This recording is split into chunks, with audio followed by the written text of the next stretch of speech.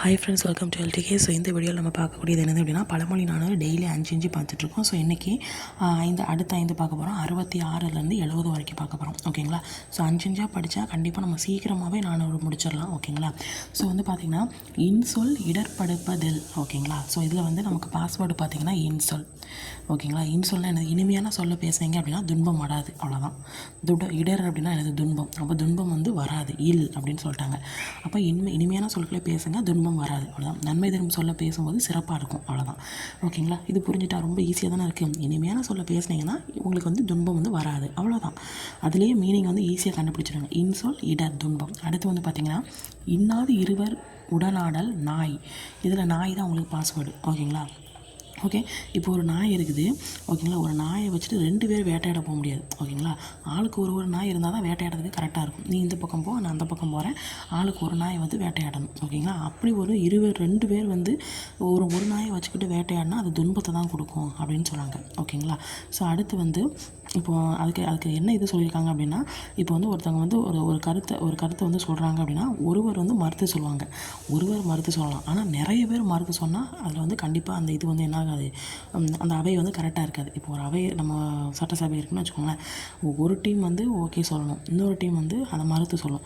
இதில் கொஞ்சம் பேர் ஓகே, ஒரு சில பேர் மட்டும் ஓகே சொல்லிட்டு எல்லாருமே மறுத்து சொன்னோன்னா அது என்ன ஆகாது, அந்த நல்ல செயலுங்கிறது நடக்காமல் போயிடும். ஓகேங்களா? ஸோ அதான் சொல்லியிருக்காங்க.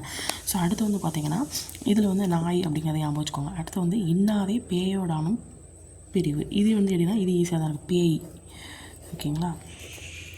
இன்னாதே இது எப்படின்னா, விலங்கு இருக்குது, ஏதோ ஒரு அனிமல். ஓகேங்களா? அனிமல் கூட நீங்கள் ஃப்ரெண்டாக இருந்தீங்கன்னா அது உங்களை விடவே செய்யாது. ஒரு நாய்க்குட்டி வீட்டில் வளர்க்கிங்க, அது எவ்வளோ நீங்கள் ரொம்ப பாசமாக வளர்க்குறீங்க, ஆனால் அது உங்களை விடவே செய்யாது, எவ்வளோ பாசமாகவும் இருக்கும். இதே மாதிரி ஒரு பேய் இருக்குது, பேய் கோஸ்ட் இருக்குது, கோஸ்ட்டு கூட ஃப்ரெண்டாக இருக்க ஆசைப்படுவீங்க, அது உங்களை விடவே விடாது. ஓகேங்களா? ஸோ அதே மாதிரி தான் ஃப்ரெண்ட்ஷிப்பு யார்கிட்ட எப்படி வைக்கணுமோ கரெக்டாக வைங்க அப்படின்னு சொல்கிறாங்க. தகுதியானவர் இருப்பாங்களே, நீ பேய் கூட போய் ஃப்ரெண்டு வச்சா அது என்ன பண்ணுவோம், உன்னை இறக்கத்துக்கு கூட்டிகிட்டு தான் போகும். ஸோ அதனால் தகுதியானவர் ஒருத்தங்களை நட்பு கொள்ளுங்க அப்படின்னு சொல்கிறாங்க. ஓகேங்களா? நட்பு செய்வதற்கு முன்னாடி தகுதியானவர்கள் அப்படின்னு நாடி நட்பு கொள்ளணும் அப்படின்னு சொல்கிறாங்க. ஓகேங்களா? பேய் மட்டும் ஞாபகம் வச்சுக்கோங்க. ஓகேங்களா? இன்னாதே அவங்க நட்பு கொள்ளாத, பேய் கூட நட்பு கொள்ளாத, யார் எப்படிப்பட்டவங்க தெரிஞ்சு நட்பு கொள்ள அப்படின்னு சொல்கிறாங்க. ஓகேங்களா? புரிஞ்சுட்டா? அடுத்து ஈடில்லதற்கை பாடு அப்படின்னு சொல்கிறாங்க.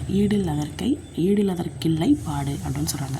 இது என்னது அப்படின்னா, ஈடே கிடையாது, அவங்களுக்கு யாருமே ஈடு கிடையாது அப்படின்னு வச்சுக்கோங்க. எப்படின்னா, ஒரு பெரிய வீடு இருக்குது, இந்த இருக்கா, அந்த வீடு அழிஞ்சு போச்சு. ஆனால் சுற்றி இருக்கிற மரம் இருக்குது, அந்த மரங்கள் எதுக்காவது ஒன்று யூஸ் ஆகும் இல்லையா? ஏதாவது வீடு, ஏதாவது ஜன்னல் வைக்கிறதுக்கு, கதவு வைக்கிறதுக்கு, எதுக்காக இது ஒரு கூடம் போடுறதுக்கு எதுக்காக யூஸ் ஆகும் இல்லையா? ஸோ அதே மாதிரி தான் ஒருத்தங்க இருக்கிறாங்க, அவங்க இதுக்கு முன்னாடி நல்ல செல்வ செழிப்போடு நல்ல மரியாதையோடு வாழ்ந்தவங்க. அவங்கக்கிட்ட இப்போ செல்வம் இல்லைன்னு வச்சுக்கோ, செல்வம் அவங்கக்கிட்ட பணங்கள் எல்லாமே இழந்துட்டாங்கன்னு வச்சுக்கோ, ஆனால் அவங்களுடைய பெருந்தன்மை அப்படிங்கிறது என்றைக்குமே குறைவுபடாது அப்படின்னு சொல்கிறாங்க. ஓகேங்களா? ஒரு இடம் அழிஞ்சு போனால் கூட அந்த இடம் வேறு எதுக்காக ஒரு யூஸ் ஆகும். அது மாதிரி பெரியவங்க செல்வம் இல்லாட்டாலும் அவங்களுடைய பெருந்தன்மை அப்படிங்கிறது என்றைக்குமே குறைவுபடாது அப்படின்னு சொல்கிறாங்க. ஸோ நெக்ஸ்ட்டு பார்த்திங்கன்னா, ஈனுமோ வாழை இருகால் கொலை. அப்போ இதுவே பார்த்தாலே தெரிஞ்சிடும், வாழை. ஓகேங்களா? ஈனுதல். ஓகேங்களா? இருகால். இது என்னென்னா, ஒரு வாழை மரம் இருக்குது, அந்த வாழை மரம் 2 டைம் கொலையை ஈனாது, கொலை போடாது. ஓகேங்களா?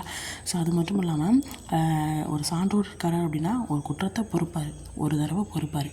ஓகேங்களா? அவருக்கும் ஒரு எல்லை இருக்குது. நீ கண்டினியூவாக கெட்டது பண்ணிகிட்டே இருந்தேன்னா பொறுக்க மாட்டார் அப்படின்னு சொல்கிறாங்க. ஓகேங்களா? குற்றம் பொறுப்பார் யார்? சான்றோர். ஆனால் ஒரு எல்லை இருக்குது, நீ கண்டினியூவாக தீமை பண்ணிக்கிட்டே இருந்த அப்படின்னா அதை இனிமேல் பொறுக்க மாட்டார் அப்படின்னு சொல்கிறாங்க. ஓகேங்களா? வாழைக்கும் ஒரு லெவல் தான் இருக்குது, எல்லாத்துக்கும் லெவல் தான் இருக்குது, அதுக்கு மேலே அது செய்யாது. அதுக்கு மேலே தாண்டிங்கன்னா அதை அழிஞ்சு போயிடும், வாழையெல்லாம் அழிஞ்சு போயிடும். ஏதாவது மேலே இதாகிட்டே இருந்துச்சுன்னா அந்த வாழை இலக்கு ஏதாவது ஒன்று ஆயிரும் அப்படிங்கிற மாதிரி வச்சுக்கோங்க. ஓகேங்களா? ஸோ இது 66லேருந்து 70 வரைக்கும் பார்த்தாச்சு. ஓகேங்களா?